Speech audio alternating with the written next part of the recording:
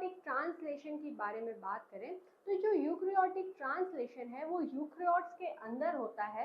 अगर ट्रांसलेशन की process eukaryotes में प्रोकैरियोट्स के कंपैरिजन में थोड़ा सा ज़्यादा कॉम्प्लेक्स होता है। ऐसा इसलिए है क्योंकि अगर आप देखें यूकैरियोट्स के स्ट्रक्चर को तो जो यूकैरियोट्स होते हैं उनमें क्या होता है कि जो यूकैरियोटिक कॉम्प्लेक्स है, यूकैरियोटिक स्ट्रक्चर है, यूकैरियोटिक ऑर्गेनल्स हैं या यूकैरियोटिक सेल्स हैं, वो बहुत ज़्यादा कॉम्प्लेक्स होते हैं। उनकी जो नेसेसिटी है, उनकी जो प्रोसेसेस हैं वो कॉम्प्लेक्स होते हैं। तो इसी तरह से जो यूकैरियोट के अंदर प्रोटीन सिंथेसिस की प्रोसेस है वो प्रोकैरियोट के कंपैरिजन में थोड़ा सा ज़्यादा और कॉम्प्लेक्स होता है। तो प्रोकैरियोट्स में क्या चीज़ें हैं और यूकैरियोट्स में क्या है, वो सारी चीज़ें हम लोग जो है नेक्स्ट क्लास में डिस्कस करेंगे कि किस तरह से प्रोकैरियोट्स में क्या डिफरेंसेस है, यूकैरियोट्स में क्या डिफरेंसेस है। उससे पहले आज हम लोग यूकैरियोटिक जो ट्रांसलेशन है उसको हम लोग पढ़ लेंगे। आप देखिए प्रोकैरियोटिक जो ट्रांसलेशन है उसको आप पढ़ चुके हैं तो आपको समझ में आ गया होगा कि उसमें किस तरह के फैक्टर्स हैं, क्या क्या प्रोसेसेस हैं। ठीक है, आज अगर आप यूकैरियोटिक ट्रांसलेशन पढ़ लेंगे तो आपको समझ में आएगा कि प्रोकैरियोट्स और यूकैरियोट्स में क्या डिफरेंसेस होते हैं। ठीक है, चलिए तो स्टार्ट करते हैं अपना टॉपिक।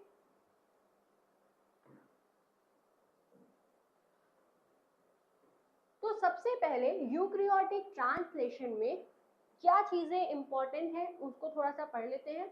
यूकैरियोटिक ट्रांसलेशन में जो है राइबोसोम्स इन्वॉल्व होते हैं। अब राइबोसोम के पास ई, पी और ए साइट्स होते हैं जो कि हम लोग प्रोकैरियोट्स में पढ़े थे और ये भी पढ़े थे कि ई साइट का क्या इंपॉर्टेंस है, पी साइट का क्या है, ए साइट का क्या है, इसमें कौन से फैक्टर्स आते हैं, वो किस तरह से काम करते हैं, कहाँ पे क्या चीज़ ब्लॉक करते हैं, ये सारी चीज़ें हम लोग पढ़े हैं। लेकिन उसमें क्या है कि जब हम आपको पढ़ा रहे थे तो उस समय पे हमको हर चीज़ जो है वो एक्सप्लेन करना पड़ रहा था कि ये साइट है तो यहाँ पे ये होगा। अभी जो है यूकैरियोटिक ट्रांसलेशन में पहले हम लोग साइट को ही पढ़ लेते हैं कि अगर ये साइट है तो ये किस लिए इम्पोर्टेंट है, ताकि जब हम लोग प्रोसेस पढ़ें तो आपको समझ में आए कि अच्छा ये साइट है तो यहाँ पे ये काम होगा, यहाँ पे ये इसलिए हो रहा है। तो सबसे पहले हम लोग राइबोसोमल साइट को पढ़ लेते हैं जो कि यूकैरियोट्स में किस तरह से इन्वॉल्व होता है, राइबोसोम्स किस तरह से काम करते हैं, इन चीजों को जो है हम लोग पढ़ लेते हैं। तो ribosomal site for protein synthesis किस तरह से होते हैं, तो जितने भी यूकैरियोटिक राइबोसोम्स हैं वो जो है वो सिस्टमैटिकली उनके पास 3 बाइंडिंग साइट होता है। तो यूकैरियोटिक राइबोसोम जो कि ATS राइबोसोम होते हैं, इनके पास 3 बाइंडिंग साइट होते हैं। ये साइट होता है ए साइट, पी साइट और ई साइट। तो जो पहला साइट है that is the A site, इसको क्या कहते हैं, इसको कहते हैं amino acetyl tRNA binding site या फिर ए साइट। जहाँ पे होता क्या है कि यहाँ पे जब इलॉन्गेशन की प्रोसेस होती है तब जो इनकमिंग अमीनो एसिटिल tRNA है वो इसी साइट पर आकर के बाइंड होता है। तो इनिशिएशन होगा, इनिशिएशन से पहले प्री इनिशिएशन कॉम्प्लेक्सेस बनते हैं यूकैरियोट्स के अंदर। तो सबसे पहले यूकैरियोट में होगा क्या, प्री इनिशिएशन कॉम्प्लेक्स बनेगा, उसके बाद इनिशिएशन की प्रोसेस होगी और जब इलॉन्गेशन की प्रोसेस होगी तो जो tRNA अमीनो एसिड को लाते हैं ना वो इलॉन्गेशन के प्रोसेस में वो इसी ए साइट पे आ करके tRNA जो कि अमीनो एसिड को लाए हैं वो इसी साइट पे आ करके बाइंड होते हैं। ये चीज समझ में आई। अब देखिए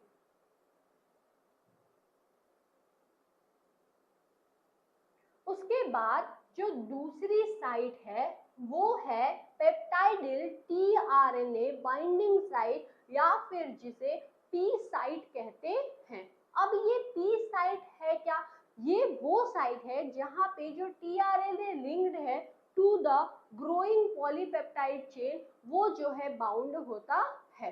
तो मतलब ये जो पेप्टाइडिल tRNA बाइंडिंग साइट है जो कि टी साइट कहलाता है, यहाँ पे वो टीआरएनए लिंक्ड होता है जो कि ग्रोइंग पॉलीपेप्टाइड चेन से जो है वो अभी बाउंडेड है, वो इसी पे लिंक रहता है, वो यहीं पे बाउंड रहता है।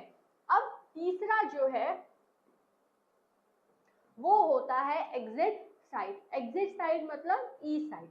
ये एक ऐसा बाइंडिंग साइट होता है जहां पे अनलोडेड जो टीआरएनए है वो प्रेजेंट होते हैं, और अनलोडेड टीआरएनए है तो इनका कोई काम तो है नहीं, ये क्या करते हैं, ये यहाँ पे बाइंड होते हैं और फिर यहाँ से जो है वो रिलीज हो जाते हैं। ठीक है, क्योंकि टीआरएनए का काम क्या है, टीआरएनए का काम अमीनो एसिड ही लाना है ना। जब अमीनो एसिड को लाया है, दे भी दिया है, तो अब वो चला गया है कहाँ पे, वो चला गया है ई साइड पे। अब ई साइड पे जो है अनलोडेड टीआरएनए प्रेजेंट है, जहाँ पे अमीनो एसिड उसके पास प्रेजेंट नहीं है, तो ये इस ई साइड पे पहले तो जाएगा, उसके बाद ई साइड से भी वापस चला जाता है, एग्जिट हो जाता है।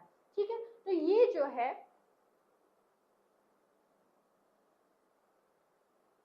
तीनों साइट है। ए साइट जहाँ पे इलॉन्गेशन पर टीआरएनए अमीनो एसिड वाला यहीं पे आकर बाइंड होता है। पी साइट जहाँ पे जो टीआरएनए है जो कि अभी लिंक्ड है इस ग्रोइंग पॉलीपेप्टाइड चेन से, वो जो है बाउंडेड रहता है इससे और अटैच रहता है ग्रोइंग पॉलीपेप्टाइड चेन से। उसके बाद ई साइट जहाँ पे जो अनलोडेड, अब वो बाइंडिंग हो गया ना, वो जो अमीनो एसिड है उसको दे दिया, अब खुद क्या हो गया, खाली हो गया। अब ये जो अनलोडेड टीआरएनए है ये ई साइट पर ही प्रेजेंट रहते हैं। ठीक है, चलो अब ये तीनों के तीनों जो साइट हैं, ए साइट, ई साइट और ई साइट, ये जो है बहुत ज़्यादा इम्पॉर्टेंट होता है, और ये फॉर्म किसके द्वारा किया जाता है, तो ये जो है आरएनए के मॉलिक्यूल्स द्वारा बनाया जाता है। और ये जो तीनों साइट्स हैं वो कहाँ पे प्रेजेंट है, राइबोसोम पर प्रेजेंट है। ये तीनों साइट्स जो हैं वो आरएनए द्वारा बनते हैं, क्योंकि राइबोसोम में आरएनए पाया जाता है। तो ये सारे पॉइंट्स पहले आप लिख लीजिए।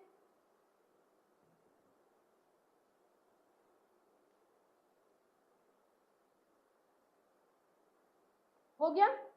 अब जो है आप समझ सकते हैं कि किस तरह से जो यूकैरियोट्स के अंदर सारे प्रोसेसेस हैं वो कैसे होंगे। अब जब भी ई साइट, पी साइट या ए साइट का डिस्कशन होगा तो आप जो है समझ सकेंगे कि किस तरह से इसका क्या इम्पोर्टेंस है। तो स्टार्ट करते हैं इनिशिएशन से। हम लोग पढ़ क्या रहे हैं, यूकैरियोटिक ट्रांस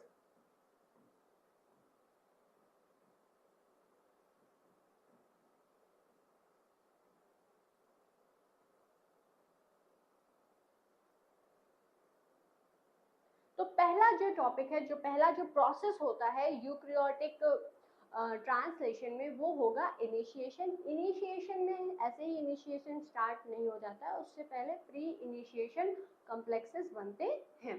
तो अगर इनिशिएशन की बात की जाए ट्रांसलेशन में जो कि हो रहा है यूकैरियोट्स में, तो जो इनिशिएशन का प्रोसेस होता है यूकैरियोट्स के अंदर वो बहुत ज़्यादा कॉम्प्लेक्स होता है, जिसमें एटलीस्ट 10 यूकैरियोटिक इनिशिएशन जो फैक्टर्स हैं वो इन्वॉल्व होते हैं, और ये 4 स्टेप्स में इन्हें डिवाइड किया गया है। ठीक है, तो इनिशिएशन जो है वो 4 स्टेप्स में डिवाइडेड है यूकैरियोट्स के अंदर। इन 4 स्टेप्स में 10 जो फैक्टर्स हैं या इनिशिएशन फैक्टर्स हैं वो इन्वॉल्व होते हैं, और ये जो है एक कॉम्प्लेक्स प्रोसेस होता है। तो जो पहला प्रोसेस है उसमें सबसे पहले क्या होता है कि राइबोसोमल डिसोसिएशन जो है वो होते हैं। उसके बाद फॉर्मेशन होता है 43S, ये S है, ठीक है, ये टाइपिंग एरर हो गया है इस वजह से यहाँ पे 5 टाइप हुआ है, नहीं तो ये जो है S है, इसे आप देख लीजिएगा, अगर 5 लिख दीजिएगा तो गलत हो जाएगा। ठीक है, और ये तो S लिखा ही हुआ है। तो सबसे पहले क्या होगा इनिशिएशन के अंदर, पहला जो स्टेप होगा, कुछ लोग ऐसा कहते हैं कि पहले जो है ये इनिशिएशन से पहले राइबोसोमल डिसोसिएशन दिखा देते हैं और इनिशिएशन के अंदर ये जो कॉम्प्लेक्स है उन्हें बताते हैं, या फिर इस तरह से दिखाते हैं कि पहला जो प्रोसेस है वो राइबोसोमल डिसोसिएशन है। दूसरा जो है प्री इनिशिएशन कॉम्प्लेक्स है और फिर उसके बाद इनिशिएशन स्टार्ट होगा। ये प्री इनिशिएशन कॉम्प्लेक्स जो है 43S प्री इनिशिएशन कॉम्प्लेक्स होता है और जब इनिशिएशन स्टार्ट करते हैं तो उसको 2 स्टेप में डिवाइड करते हैं। तो वो होता है पहला formation of 40S initiation complex और उसके बाद formation of 80S initiation complex. तो अगर वो ऐसा भी कोई लिख रहा है तो वो गलत नहीं है, या फिर अगर आप ओवरऑल एक ही बार इनिशिएशन को 4 स्टेप में डिवाइड करके हर स्टेप को आप लिख रहे हैं तो वो भी सही है, ठीक है, क्योंकि मतलब जो प्रोसेस है वो तो सही बताया जा रहा है ना, जो सीक्वेंस है वो सही बताए जा रहे हैं, उसके अंदर जो चीजें हैं वो सही बताई जा रही हैं, ठीक है। तो जो सबसे इम्पोर्टेंट है वो ये है कि सीक्वेंस हमेशा सही होना चाहिए। ये नहीं है कि आप जो है पहले बना दिए 80S कॉम्प्लेक्स फिर उसके बाद 43S कॉम्प्लेक्स, ये गलत हो जाएगा, ठीक है। तो इनिशिएशन जो है इसके अंदर 4 प्रोसेसेस होते हैं। सबसे पहले राइबोसोम जो है, जो कि यूकैरियोट्स के अंदर प्रेजेंट है, दैट इज 80S राइबोसोम। इनका डिसोसिएशन होता है। डिसोसिएशन मतलब ये 60S और 40S अपने बिगर और स्मॉलर यूनिट स्मॉलर सब यूनिट में डिवाइड होता है, ठीक है। तो बिगर सब यूनिट और स्मॉलर सब यूनिट में ये डिवाइड होगा। उसके बाद प्री इनिशिएशन कॉम्प्लेक्स फॉर्म होता है और ये कॉम्प्लेक्स जो है इसी को कहा जा रहा है formation of 43S pre initiation complex, ठीक है। अब तीसरा जो स्टेप है वो होता है इनिशिएशन कॉम्प्लेक्स यहाँ से फॉर्म होना स्टार्ट होते हैं तो formation of 48S initiation complex. उसके बाद जो है फॉर्मेशन होता है formation of 80S initiation complex, ठीक है। तो इसे आप नोट कर लीजिए।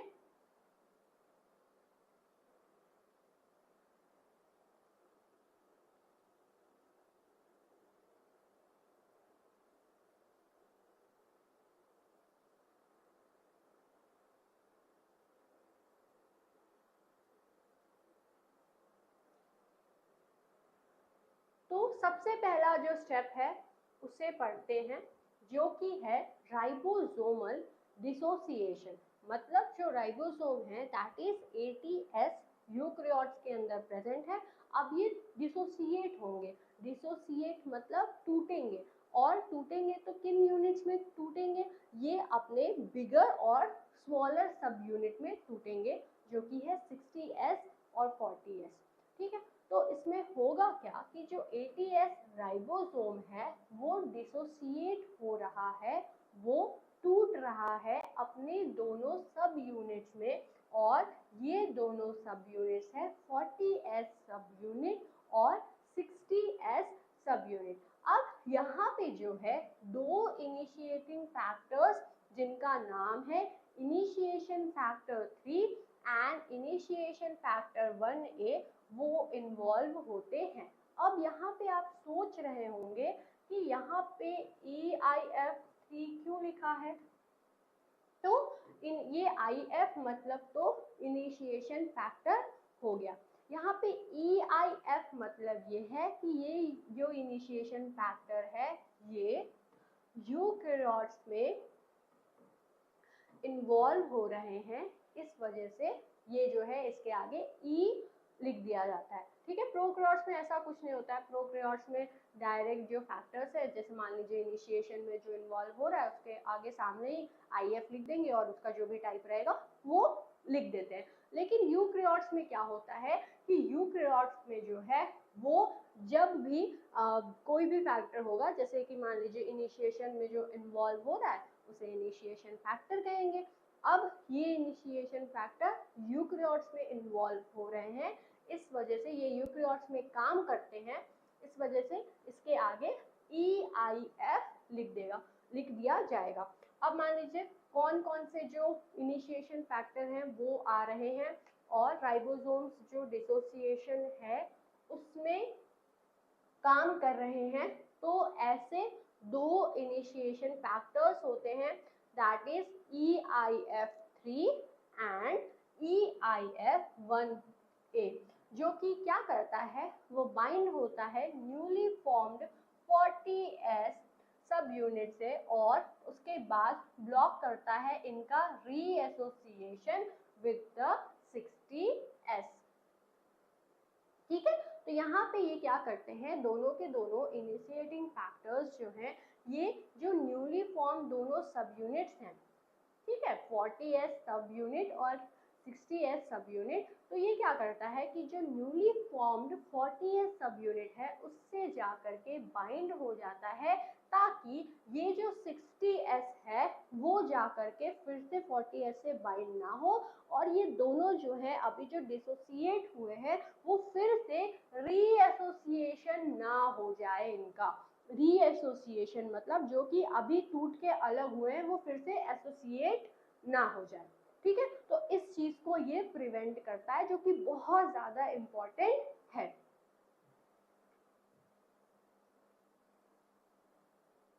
तो इसे आप देख लीजिएगा, 40S एंड 60S सब यूनिट, ये आप लिख लीजिए।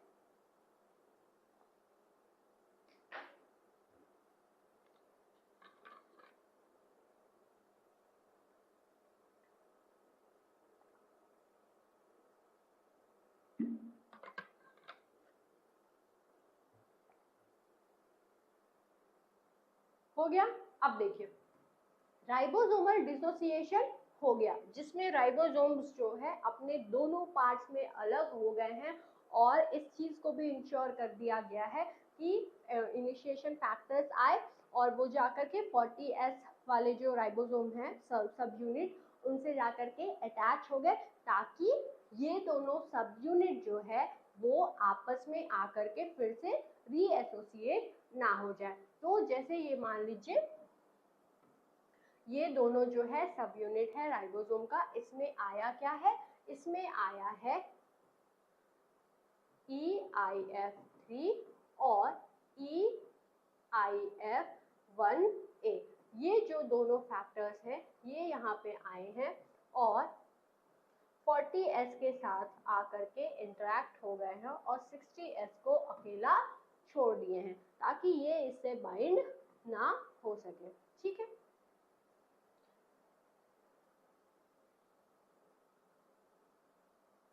तो इसे आप ड्रॉ कर लीजिए।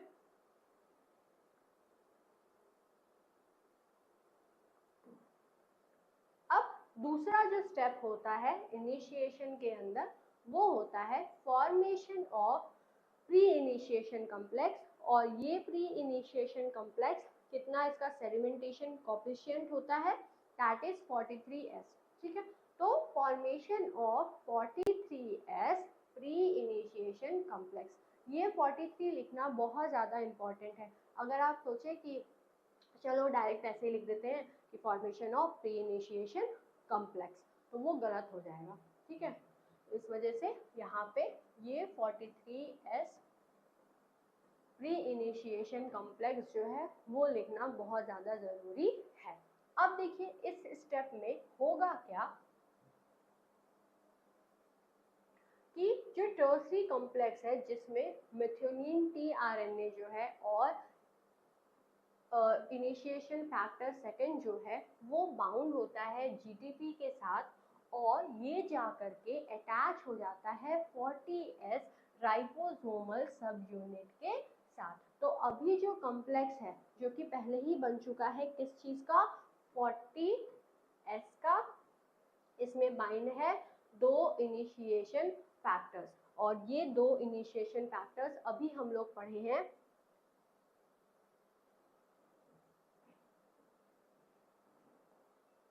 इनिशिएशन फैक्टर 3 और initiation factor 1A।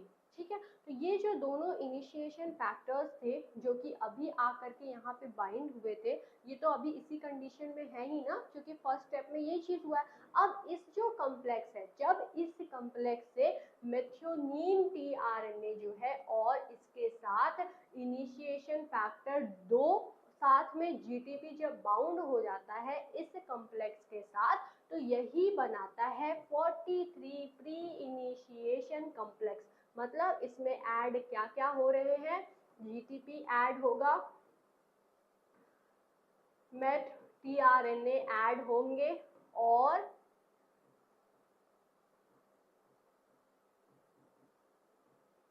Initiation factor second add होगा। और इतनी सारी चीजें जब इससे मिल जाती हैं तब यही बनाता है 43S प्री इनिशिएशन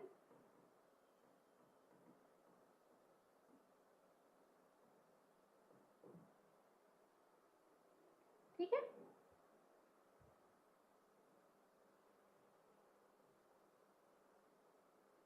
तो यहाँ पे देखिए ये बना हुआ है कि किस तरह से ये जो है ये 43S सब यूनिट वाला कॉम्प्लेक्स है जहाँ पे इनिशिएशन फैक्टर 3 और 1A ऐड है। अब इससे टर्सरी कॉम्प्लेक्स ऐड हो रहा है। इसे टर्सरी कॉम्प्लेक्स क्यों कह रहे हैं, क्योंकि इसके अंदर 3 चीजें हैं ना, टीआरएनए है, फिर इनिशिएशन फैक्टर सेकेंड है और जीटीपी है। तो ये तीनों के तीनों मिलकर के टर्सनरी कॉम्प्लेक्स बना दे रहे हैं। और जब ये कॉम्प्लेक्स आकर के इससे ऐड हो जाता है तो यही जो ओवरऑल स्ट्रक्चर है इसी को कहते हैं 43S प्री इनिशिएशन कॉम्प्लेक्स। ठीक है।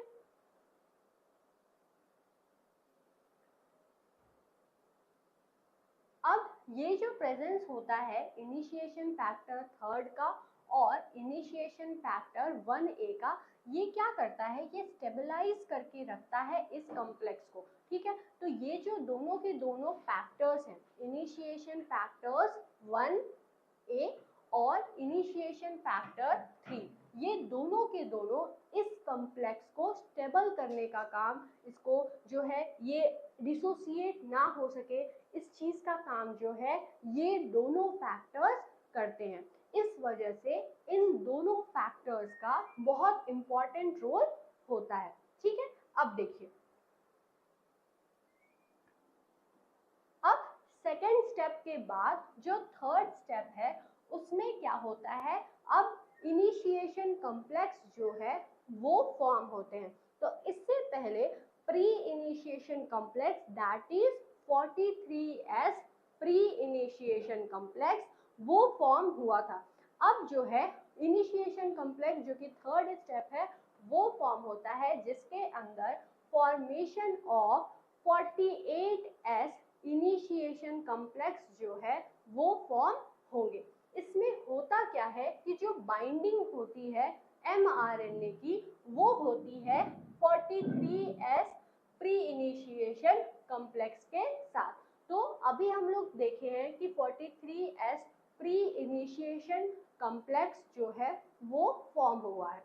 तो इसमें होता क्या है कि जब 43S pre initiation complex form हो गया है उसके बाद आता है mRNA, आता क्या है मतलब mRNA जो है उसकी बाइंडिंग होती है इस 43S प्री इनिशिएशन कॉम्प्लेक्स के साथ, जिसकी वजह से जो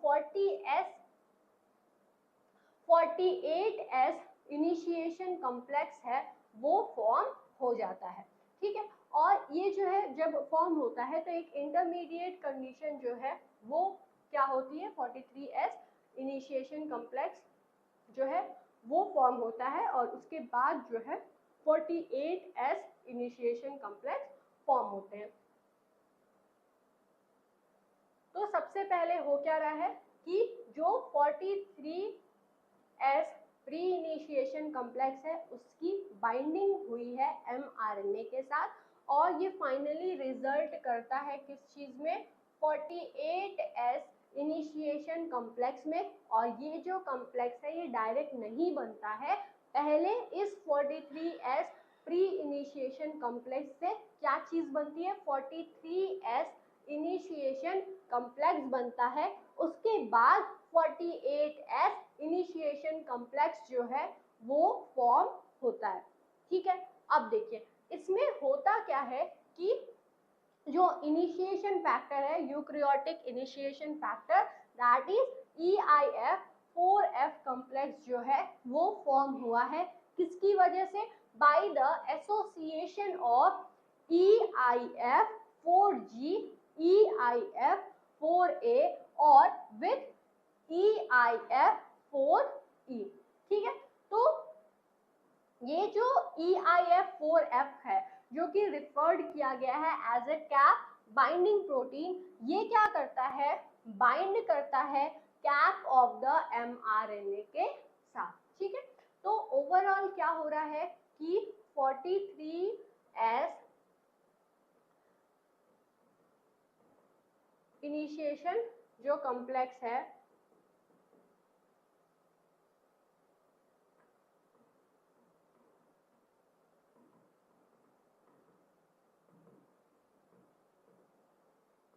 इसको रफ में कहीं ड्रॉ कर लीजिएगा। 43S प्री इनिशिएशन कॉम्प्लेक्स से 43S इनिशिएशन कॉम्प्लेक्स बना है और इसके बाद फाइनली 48S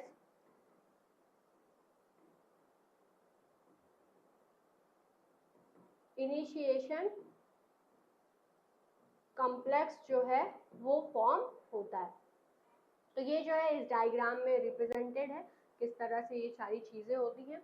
ये ओवरऑल जो है ये जो कॉम्प्लेक्स है इसे क्या कहते हैं, EIF4F कॉम्प्लेक्स कहते हैं, जिसे जो कि किन किन चीजों से मिलकर बना हुआ है, तो ये एसोसिएशन ऑफ EIF4G, EIF4A और EIF4E के एसोसिएशन से बना हुआ है। अब ये जो EIF4F है उसी को यहाँ पे कैप कहा जा रहा है और ये बहुत ज़्यादा इम्पॉर्टेंट होता है क्योंकि जो कैप होता है ना mRNA का, उससे इसी की बाइंडिंग होती है। ठीक है, तो ये ओवरऑल जो डायग्राम है उसे आप ड्रॉ कर लीजिए।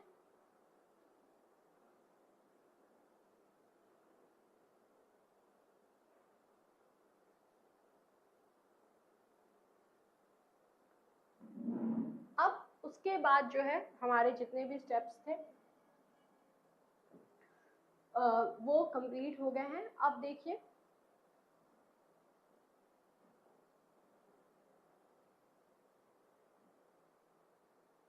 अब ये जो है राइबोसोमल डिसोसिएशन होगा, 40S प्री इनिशिएशन कॉम्प्लेक्स होगा फॉर्म, उसके बाद फॉर्मेशन होता है 40S इनिशिएशन कॉम्प्लेक्स का और उसके बाद जो लास्ट इम्पॉर्टेंट स्टेप होता है वो होता है 80S इनिशिएशन कॉम्प्लेक्स जो है वो फॉर्म होता है। और जब ये सारी चीजें, ये सारे प्रोसेसेस हो जाते हैं तो उसके बाद जो है इलोंगेशन की प्रोसेस होती है। तो पहले आप इसे नोट कर लीजिए।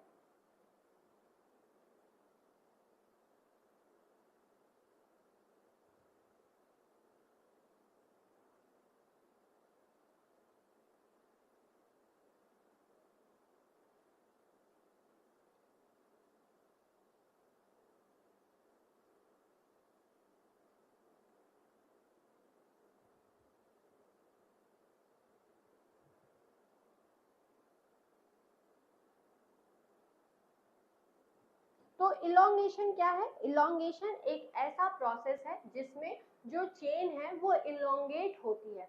अब इलोंगेशन में होगा क्या कि जो इलोंगेशन में जो फैक्टर्स इन्वॉल्व होंगे उन्हें ही इलोंगेशन फैक्टर्स कहते हैं। तो पहले आप इसे नोट कर लीजिए।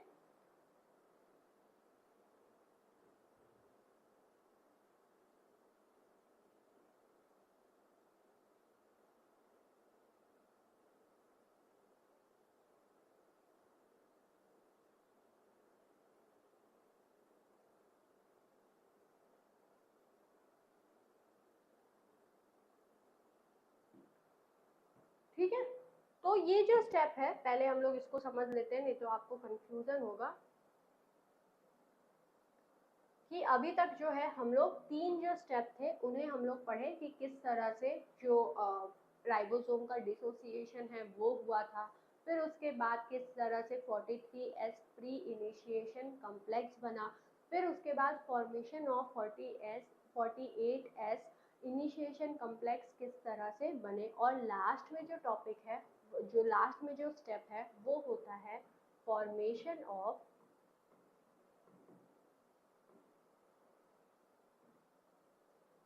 80S कॉम्प्लेक्स या कहते हैं formation of ATS initiation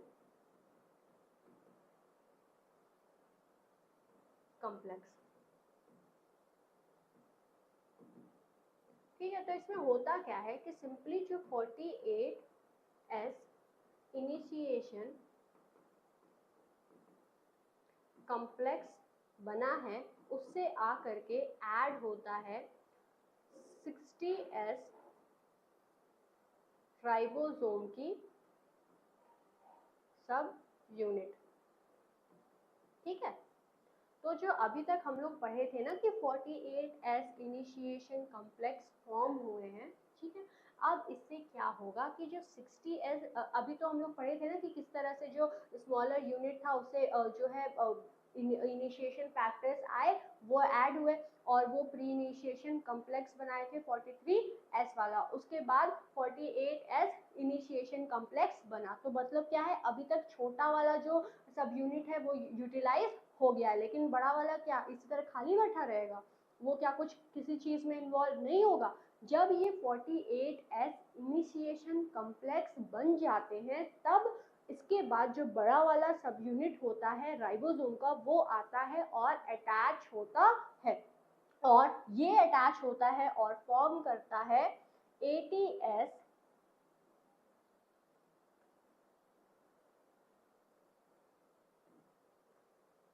formation of, क्या चीज फॉर्म हो रहा है, ATS इनिशिएशन कॉम्प्लेक्स। ठीक, अब इसमें और भी कुछ फैक्टर्स जो हैं वो आते हैं और साथ में GTP आता है।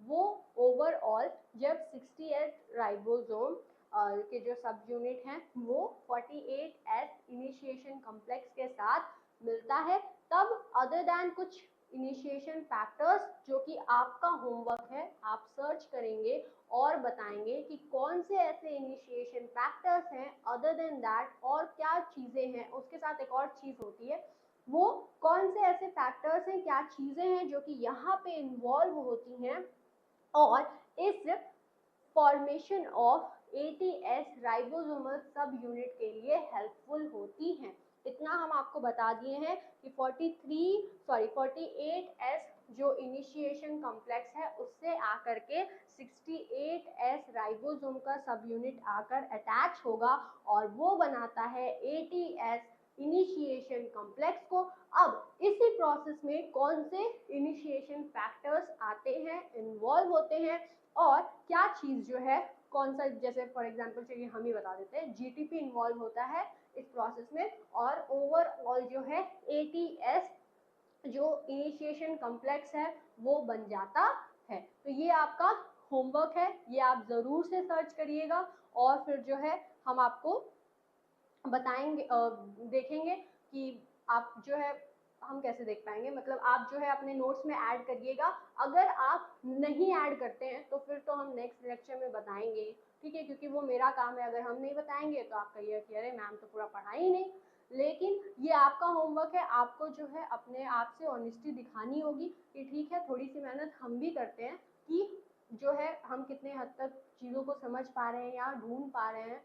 तो उसके बाद जो है अगर आप कर ले रहे हैं तो ठीक है, नहीं तो हम नेक्स्ट लेक्चर में इसको हम बताएंगे कि यहाँ पे कौन से जो इनिशिएशन फैक्टर्स है उनका क्या नाम है और वो किस तरह से जो ATS इनिशिएशन कॉम्प्लेक्स है उसको फॉर्म करने में हेल्पफुल होते हैं। ठीक है, चलिए तो इसे आप नोट कर लीजिए।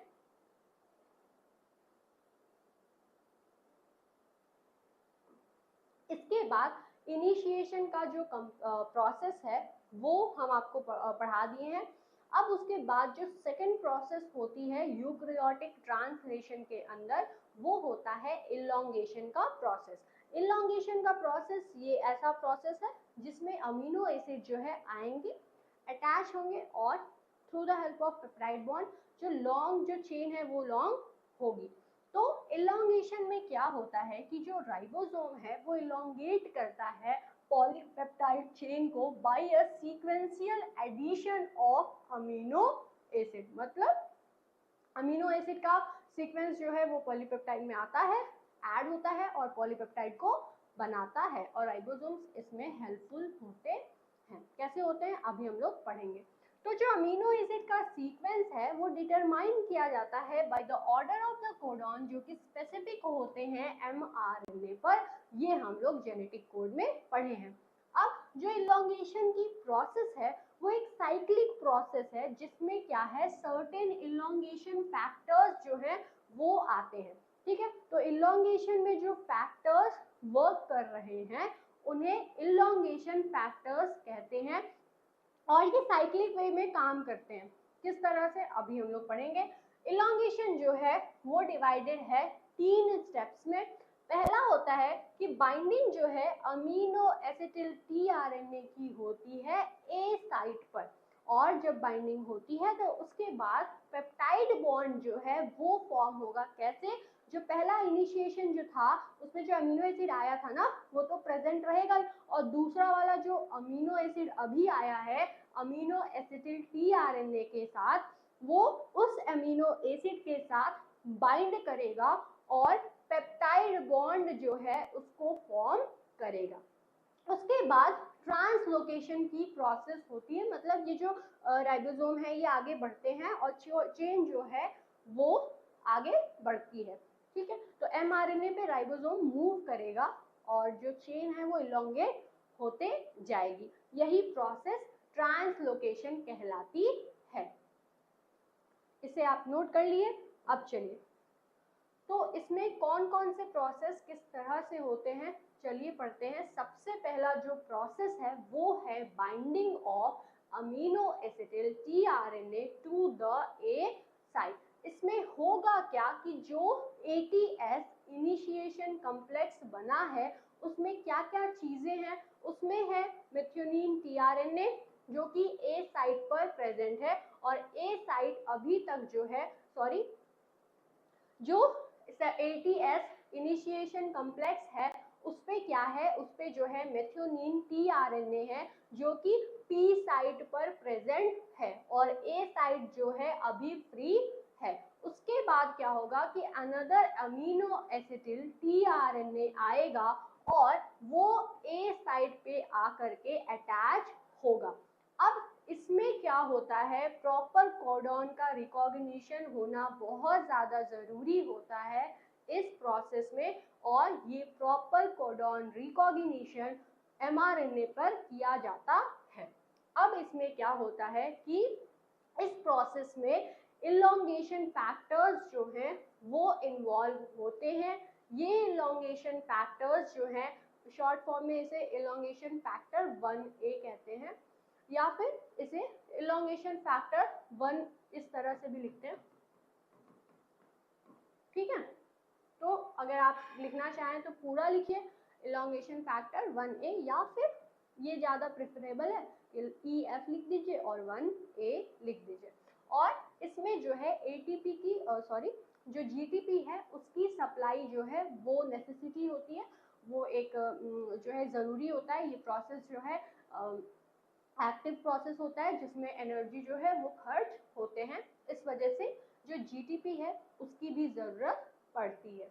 अब जो एमिनो एसिटिल टीआरएनए है जो कि कहाँ पे प्रेजेंट है, ए साइट पर प्रेजेंट है, और यहाँ पे E1 इलोंगेशन फैक्टर 1A और जो जीडीपी है ये सब सारे के सारे क्या होंगे, फिर से रिसाइकल होते हैं ताकि अनदर जो एमिनो एसिटिल टीआरएनए है वो आए और काम कर सके। तो अभी आप देखें कि किस तरह से जो अमीनो एसिटिल टीआरएनए है वो, जो जीटीपी है वो, और जो इलोंगेशन फैक्टर 1A है वो, तीनों के तीनों बार बार रिसाइकल होते हैं। ये साइकिल चलती रहती है ताकि जो अनदर अमीनो एसिटिल है वो आए, वो आकर के प्लेस हो ए साइट पर, फिर से जीटीपी खर्च हो, इलोंगेशन फैक्टर 1A जो है वो आए और फिर वो अमीनो एसिड को लाए, उनके बीच में पेप्टाइड बॉन्ड बने, फिर से वो आगे चला जाए, फिर ये साइट फ्री हो जाए, फिर से जो है वो अमीनो एसिटिल टीआरएनए आए, इलोंगेशन फैक्टर 1A आए, जीटीपी आए,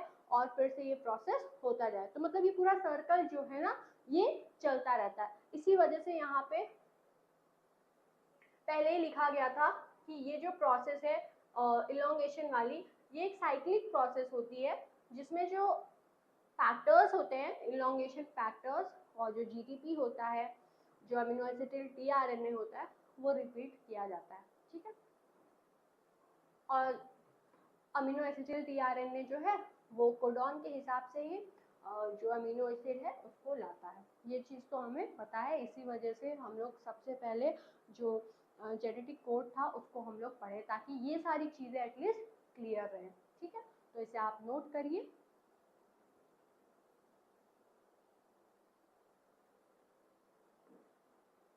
तो उसके बाद सेकेंड प्रोसेस क्या होगा, पेप्टाइड बॉन्ड फॉर्मेशन। अब जो एंजाइम है पेप्टाइडिल ट्रांसफरेज, वो कैटेलाइज करता है इस रिएक्शन को, ताकि जो पेप्टाइड बॉन्ड है वो फॉर्म हो सके। ये बहुत इंपॉर्टेंट एंजाइम है, ये आपको याद होना चाहिए कि जो पेप्टाइडिल ट्रांसफरेज है वो एंजाइम जो है रिस्पॉन्सिबल होता है for the formation of peptide bond. अब ये जो एक्टिविटी होती है इस एंजाइम की, ये कहाँ पे मतलब कि लाई करती है, ये लाई करती है 28S rRNA और 60S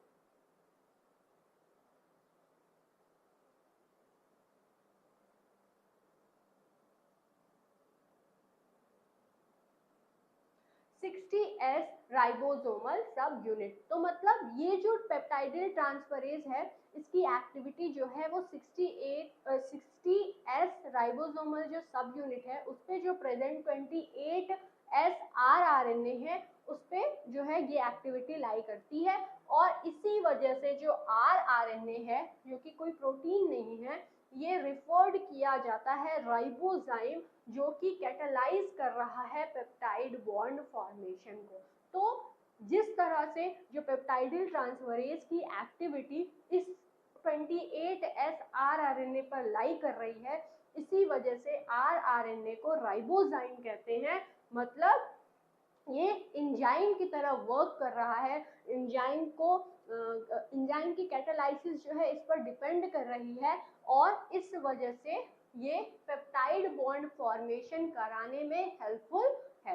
तो ओवरऑल जो है वो इनडायरेक्टली ही सही, लेकिन ये क्या कर रहा है कि पेप्टाइड बॉन्ड फॉर्मेशन कराने में हेल्पफुल है, और इस वजह से इसे राइबोजाइम जो है कहते हैं। अब जो नेट रिजल्ट होता है पेप्टाइड बॉन्ड का, वो क्या होता है कि जो नेट रिजल्ट है पेप्टाइड बॉन्ड फॉर्मेशन का, वो कैसे होता है, through the attachment of growing peptide chain to the tRNA at the A site. तो इस तरह से जो है वो नेट जो पेप्टाइड बॉन्ड जो है वो फॉर्म होते हैं जब कभी अटैचमेंट होती है ग्रोइंग पेप्टाइड चेन की टीआरएनए के साथ, जो कि ए साइट पर प्रेजेंट है। तो इसे आप नोट करिए।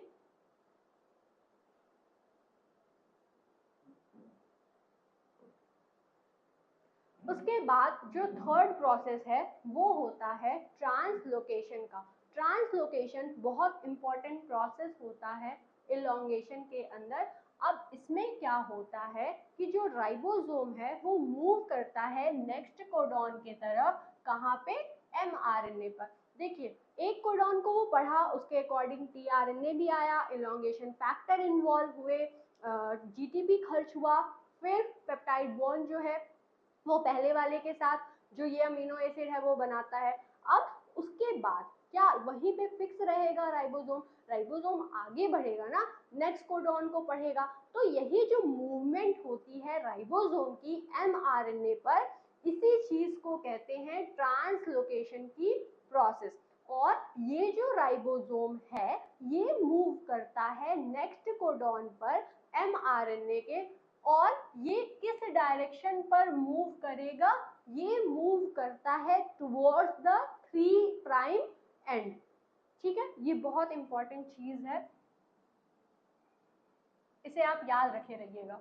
कभी कभी डायरेक्ट पूछ भी देता है कि जो mRNA है उस पे जो ट्रांसलोकेशन होता है राइबोसोम का, वो किस डायरेक्शन में होता है। ठीक है, तो टुवर्ड्स द 3 प्राइम एंड पर होता है, ये चीज आपको पता होनी चाहिए। चलिए अब यही जो प्रोसेस है ये कहलाती है ट्रांसलोकेशन, जिसमें हो क्या रहा है, इसमें मूवमेंट हो रहा है ग्रोइंग पेप्टाइड चेन का from the A side to the B side. तो ओवरऑल जो है इसे भी आप लिख सकते हैं कि यहाँ से लेके यहाँ तक ट्रांसलोकेशन की डिफिनीशन हो सकती है कि राइबोसोम जो है जब नेक्स्ट कोडॉन पर mRNA के 3 प्राइम एंड पर मूव कर रहा है, तो यही मूवमेंट राइबोसोम का जो कि next codon of the mRNA पे टुवर्ड्स द 3 प्राइम एंड पर हो रहा है, और जो मूवमेंट हो रहा है ग्रोइंग पेप्टाइड चेन का from the A side to the B side, इसी प्रोसेस को कहते हैं ट्रांसलोकेशन। ठीक है, अब जो ट्रांसलोकेशन है इसमें elongation factor second and GTP जो है वो खर्च होती है। ठीक है, तो इलॉन्गेशन फैक्टर 2 और सेकेंड नहीं कहेंगे 2 कहेंगे, इलॉन्गेशन फैक्टर 2 और जीटीपी जो है वो खर्च होती है।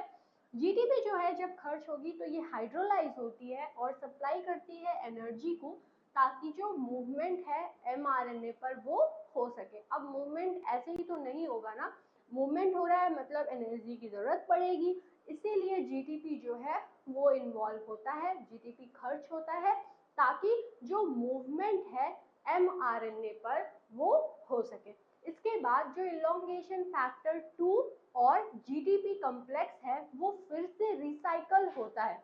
ये रिसाइकल होता है इसलिए ताकि जो ट्रांसलोकेशन की प्रोसेस है वो हो सके। मतलब क्या, मान लीजिए अभी जो है पेप्टाइड बॉन्ड बना था और ट्रांसलोकेशन जो है एक कोडॉन पर हो गया। जब एक कोडॉन पर ट्रांसलोकेशन हो गया है तो ये जो राइबोसोम है ये mRNA पर आगे मूव करेगा, मतलब जो नेक्स्ट कोडॉन है उस पर ये मूव करेगा, और जो मूवमेंट है इसमें क्या होगा कि जो ग्रोइंग पेप्टाइड चेन है वो ए साइड से पी साइड पे फिर से जाएगी, और जो नेक्स्ट कोडॉन है mRNA का जो कि 3 प्राइम एंड पर है वो वहां पे राइबोसोम जाएंगे। फिर से ये जो इलॉन्गेशन फैक्टर 2 है और जीटीपी है ये इन्वॉल्व होगा, ताकि जो अनदर जो भी कोडॉन है उसके हिसाब से अमीनो एसिड आए, और ट्रांसलोकेशन की प्रोसेस इस तरह से चलते रहेगी जब तक कि कोई स्टॉप कोडॉन ना आ जाए। ठीक है, चलिए अब अबाउट 6 अमीनो एसिड्स जो हैं वो पर सेकेंड इनकॉर्पोरेट किए जाते हैं during the course of elongation of the translation in eukaryotes. ठीक है, तो ये जो अमीनो एसिड हैं जो कि आते हैं और इनकॉर्पोरेट किए जाते हैं, अगर इनकी स्पीड की बात की जाए या इनके रेट की बात की जाए तो लगभग 6 अमीनो एसिड्स जो हैं पर सेकेंड ट्रांसलोकेट किए जाते हैं, सॉरी इनकॉर्पोरेट किए जाते हैं। कब? During the course of elongation of the translation in eukaryotes. ठीक है, तो ये बहुत इंपॉर्टेंट चीज है, इसे आप नोट करके लिख लीजिएगा। अब इलॉन्गेशन जो है वो डिपेंड करता है यूकेरियोट के इलॉन्गेशन फैक्टर्स पर। अब जब कभी भी एंड होता है इनिशिएशन की प्रोसेस, तब जो mRNA है वो पोजीशनड होता है so that the next codon जो है वो ट्रांसलेट किया जा सके through the elongation stage of protein synthesis के।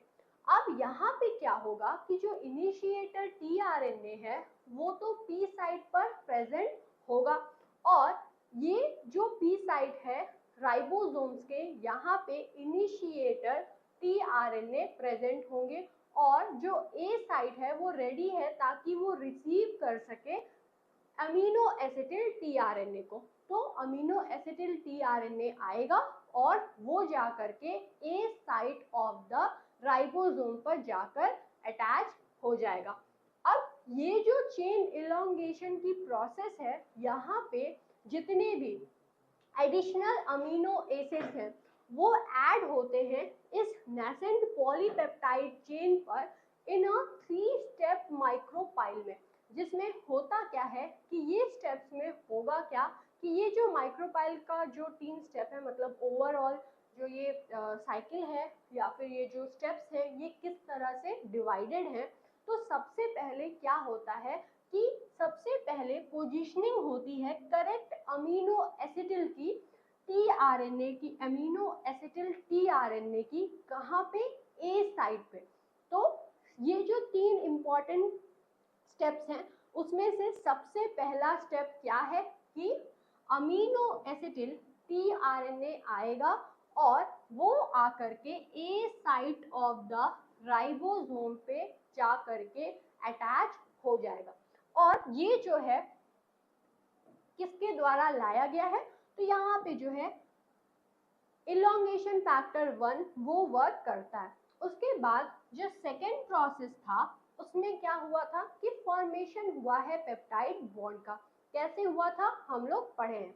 अब तीसरा जो स्टेप होता है उसमें क्या होता है, शिफ्टिंग होती है किस चीज की, एमआरएनए की, मतलब एमआरएनए का जो कोडॉन है उसकी शिफ्टिंग होती है और एक कोडॉन से नेक्स्ट कोडॉन पे जो राइबोसोम है वो मूव करता है। और इस प्रोसेस में जो इलोंगेशन फैक्टर सेकंड है या इलोंगेशन फैक्टर 2 है वो इन्वॉल्व होता है और इस तरह से वो जो है ट्रांसलोकेशन में हेल्पफुल होता है।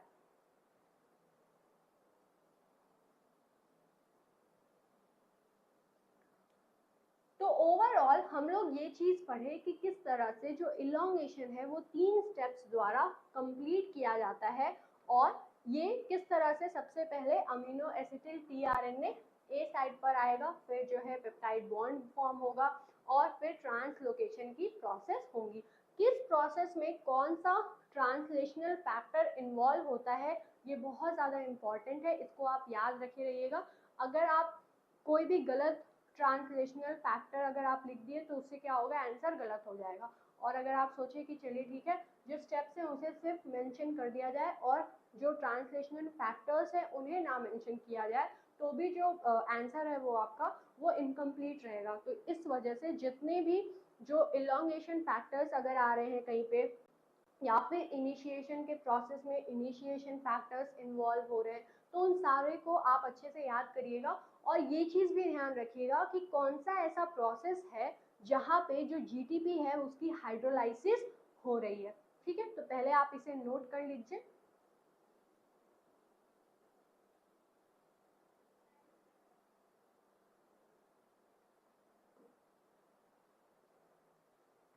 तो इलोंगेशन जो है वो किस तरह से हो रहा है, तो 3 इलोंगेशन फैक्टर्स जो हैं वो इन्वॉल्व हो रहे हैं। पहला जो है वो है इलोंगेशन फैक्टर 1A, इसके आगे ई क्यों लिखा है, क्योंकि ये यूकैरियोट में इन्वॉल्व हो रहे हैं। ठीक है, ये यूकैरियोटिक इलोंगेशन फैक्टर्स हैं इस वजह से। तो EF1A, सेकंड जो है वो है EF1B और EF सेकंड, ये तीनों के तीनों जो हैं वो इन्वॉल्व हो रहे हैं सिमिलर फंक्शंस के लिए, जो कि प्रोकैरियोट्स में अगर आप जब देखे होंगे इलोंगेशन की प्रोसेस तो उसमें कौन कौन से जो फैक्टर्स थे इलोंगेशन फैक्टर्स वो इन्वॉल्व हो रहे थे। तो इलोंगेशन फैक्टर 2G ये सब इन्वॉल्व वहाँ पे हुआ था और ये फैक्टर्स जो हैं वो यूकैरियोट्स में इन्वॉल्व होते हैं। तो ये डिफरेंस है प्रोकैरियोट के इलोंगेशन में और यूकैरियोट के इलोंगेशन में।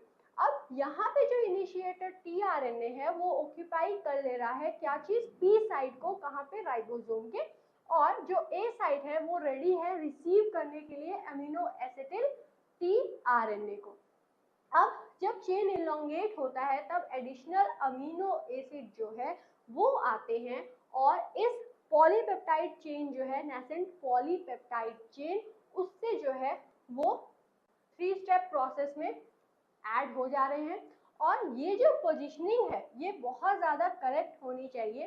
करेक्ट अमीनो एसिटिल टीआरएनए जो है वो ए साइड पर आना चाहिए और उसके बाद जो है सेकेंड स्टेप में पेप्टाइड बॉन्ड जो है वो फॉर्म होगा और थर्ड स्टेप में जो शिफ्टिंग है एमआरएनए की एक कोडॉन से दूसरे कोडॉन पर होती है, किसके हेल्प से, राइबोसोम के हेल्प से। इस प्रोसेस को कहते क्या है, इस प्रोसेस को कहते हैं ट्रांसलोकेशन, और ये प्रोसेस जो है बहुत ज़्यादा इम्पॉर्टेंट होता है for the elongation of the polypeptide chain. तो ये जो प्रोसेस है ये होते जाएगी, एक कोडॉन पे जाएगा, फिर उसके हिसाब से जो टीआरएनए है वो अमीनो एसिड को लाएगा, फिर वो ऐड होगा, फिर पेप्टाइड बॉन्ड जो है वो फॉर्म होगा, फिर ट्रांसलोकेशन जो है वो होगा, और ये प्रोसेस तब तक चलता जाएगा जब तक कि कोडॉन्स जो है वो प्रेजेंट हैं। जब स्टॉप कोडॉन आ जाएगा तो हम लोग जानते हैं कि स्टॉप कोडॉन जो है वो किसी भी अमीनो एसिड को कोड नहीं करता है, तब ये प्रोसेस वहीं पे स्टॉप हो जाएगी। ठीक है, तब मतलब ट्रांसलोकेशन जो है वो नहीं होगा और स्टॉप कोडॉन आ गया है, मतलब टर्मिनेशन का जो प्रोसेस है वो होगा। तो इसे आप पहले नोट कर लीजिए।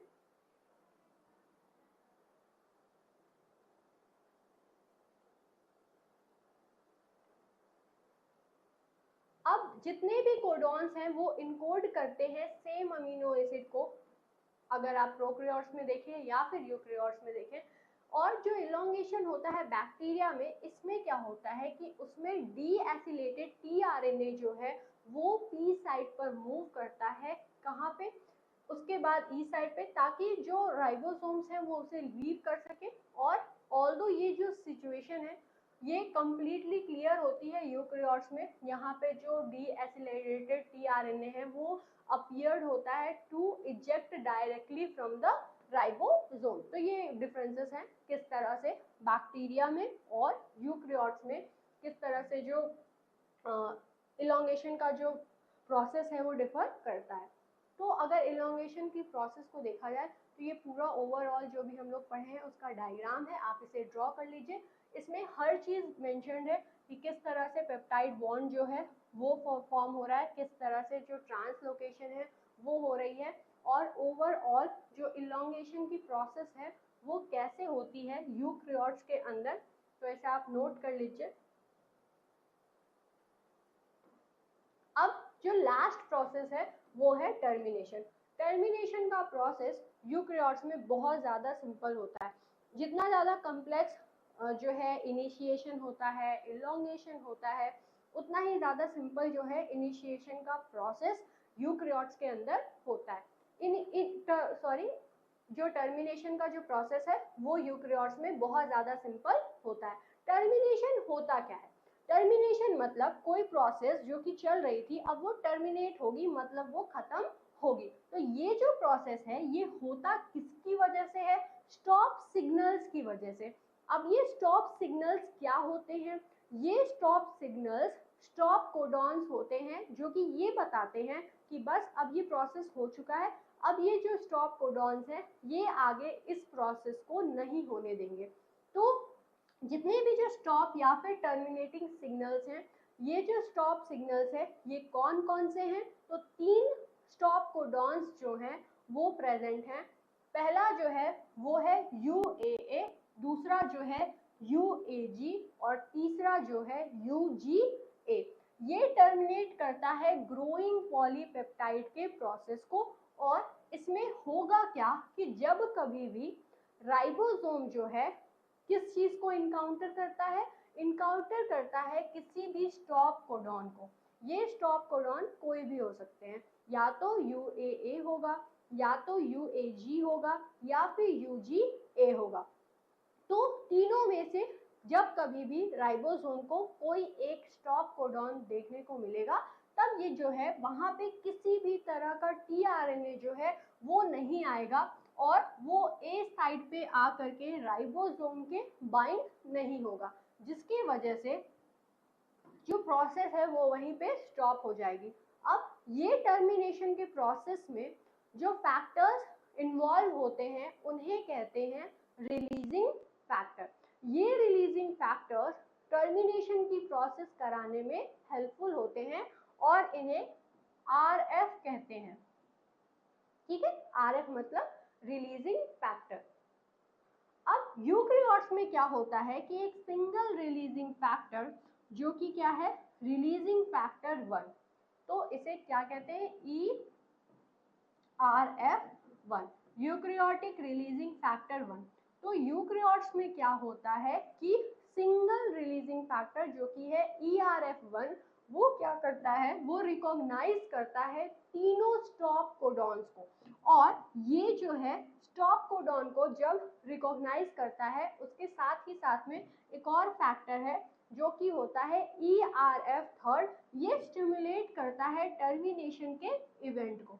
तो आप देखे होंगे प्रोकैरियोट्स में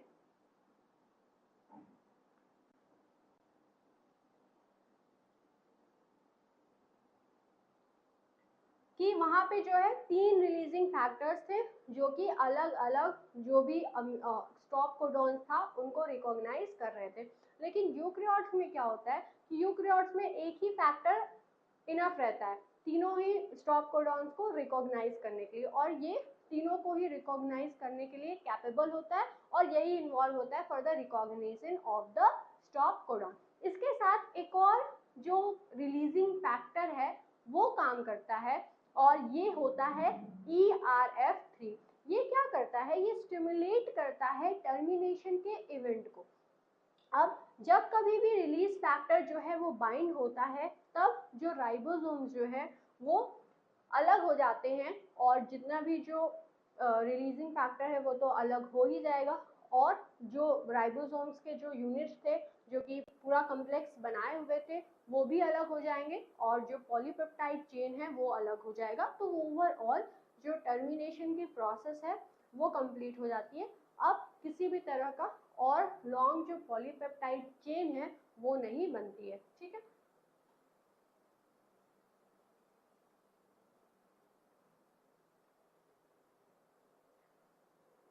तो इसे आप नोट कर लीजिए।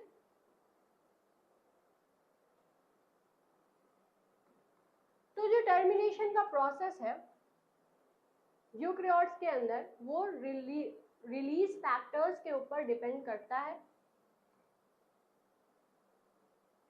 और ये जो प्रोसेस होता है वो सिमिलर होता है बैक्टीरियल टर्मिनेशन के। तो अगर यूकैरियोट्स के अंदर देखा जाए तो यूकैरियोट्स का जो टर्मिनेशन होता है वो प्रोकैरियोट के टर्मिनेशन के जैसा ही होता है, सिमिलर ही होता है, ज्यादा डिफरेंसेस नहीं होते हैं। बट जो बैक्टीरियल टर्मिनेशन है, मतलब जो प्रोकैरियोट का टर्मिनेशन है, वहां पे क्या होता था, वहां पे एक यूनिवर्सल फैक्टर होता था। और ये जो है, अगर आप बैक्टीरियल टर्मिनेशन की बात की जाए तो वहां पे 3 फैक्टर्स होते थे। लेकिन इसके अलावा अगर यूकैरियोट्स के बारे में बात की जाए तो यूकैरियोट्स में क्या होता है कि एक ही रिलीजिंग फैक्टर होता है, और इसी वजह से इसको यूनिवर्सल रिलीज फैक्टर कहते हैं। ये यूनिवर्सल रिलीज फैक्टर जो है वो होता है ERF1। ये क्या करता है, ये रिकॉग्नाइज करता है तीनों ही स्टॉप कोडॉन्स को, और जब कभी भी टर्मिनेशन की प्रोसेस हो रही है तो राइबोसोम्स जो है वो डिसअसेंबल हो जाएंगे और कंप्लीटेड पॉलीपेप्टाइड जो चेन है वो रिलीज हो जाएगी। अब अगर इलोंगेशन फैक्टर्स जो हैं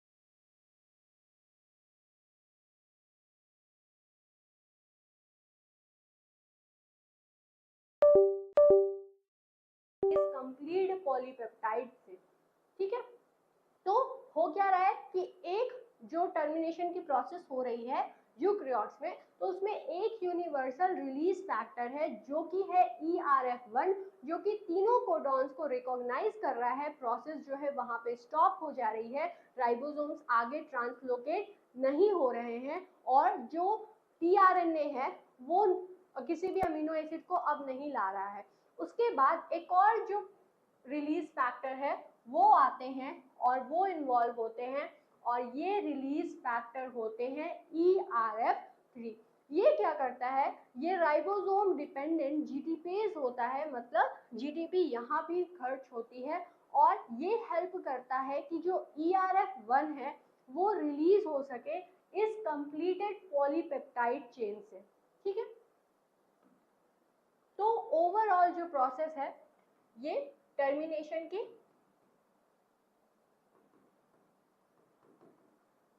जिसमें हो क्या रहा है कि मान लीजिए जो है ये mRNA है और ये जो था कॉम्प्लेक्स ये है, ठीक है। तो जब इस यहाँ पे कोडॉन के बाद अनदर कोडॉन नहीं आया बल्कि स्टॉप कोडॉन आया, ये स्टॉप कोडॉन कोई भी हो सकता है, UAA, UAG, UGA, ठीक है। तो रिलीज फैक्टर आएगा इस पॉइंट पे और ये रिलीज फैक्टर होता है ERF1। ये क्या करेगा, ये इस प्रोसेस को यहीं पे टर्मिनेट करेगा और ये जो फ्री पॉलीपेप्टाइड है ये यहाँ से अलग हो जाएंगे और अनदर जो ERF3 है वो हेल्प करेगा ताकि जो पॉलीपेप्टाइड का चेन है वो अलग हो सके, राइबोसोम्स जो है वो अलग हो सके और खुद जो इलोंगेशन जो रिलीज फैक्टर 1 है वो भी इस पॉलीपेप्टाइड से अलग हो सके। तो ये ओवरऑल इस तरह से जो टर्मिनेशन की प्रोसेस है वो यूकैरियोट्स के अंदर होती है। तो इसे आप ड्रॉ कर लीजिए।